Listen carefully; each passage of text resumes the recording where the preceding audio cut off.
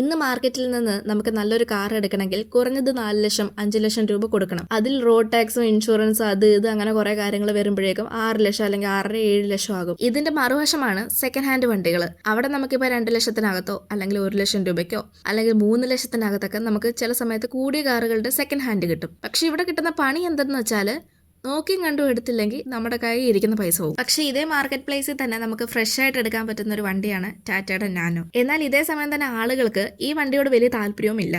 എന്തുകൊണ്ടായിരിക്കാം? 2008 ടാറ്റ ആദ്യമായിട്ട് നാനോ പുറത്തിറക്കിയ സമയത്ത് ഏകദേശം 1 ലക്ഷം രൂപയായിരുന്നു ഇതിന്റെ വില വരുന്നത്. ഇതിന്റെ വില തന്നെയാണ് നാനോയുടെ പരാജയമായി മാറിയതെന്നാണ് പലരും പറയുന്നത്. പിന്നെ ഇതിന്റെ മറ്റൊരു പ്രശ്നമായിട്ട് പറയുന്നത് ഇതിന്റെ ലുക്കും സ്പേസും ആണ്. മറ്റുള്ള കാറുകളെ വെച്ച് നോക്കുന്ന സമയത്ത് ഇതിൽ ഒരുപാട് സ്പേസ് നമുക്ക് കിട്ടത്തില്ല. മാത്രമല്ല വലിയ ലുക്കും ഇല്ല.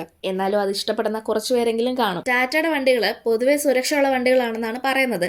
എങ്കിലും നാനോ ഇറങ്ങിയ സമയത്ത് ഒരുപാട് വാർത്തകൾ വന്നിട്ടുണ്ടായിരുന്നു. തീ പിടിച്ചതായിട്ടും കത്തിയതായിട്ടും ഒക്കെ. അതൊരു സുരക്ഷാ കുറവിനെയും കാണിച്ചിരുന്നു. 624 cc 2 സിലിണ്ടർ പെട്രോൾ എഞ്ചിൻ വരുന്ന ഈ കാർ ഒരു ഫാമിലി കാർ ആയിരുന്നെങ്കിലും പലർക്കും ഇത് ഇഷ്ടപ്പെട്ടില്ല. ഇക്കാരണങ്ങൾ കൊണ്ടൊക്കെ ആയിരിക്കാം എന്തായാലും 2018 ടാറ്റ നാനോയുടെ ഉൽപ്പാദനം നിർത്തിയത്. ഇതിനെപ്പറ്റി നിങ്ങളുടെ അഭിപ്രായം എന്താണെന്ന് കമന്റ് ചെയ്യും.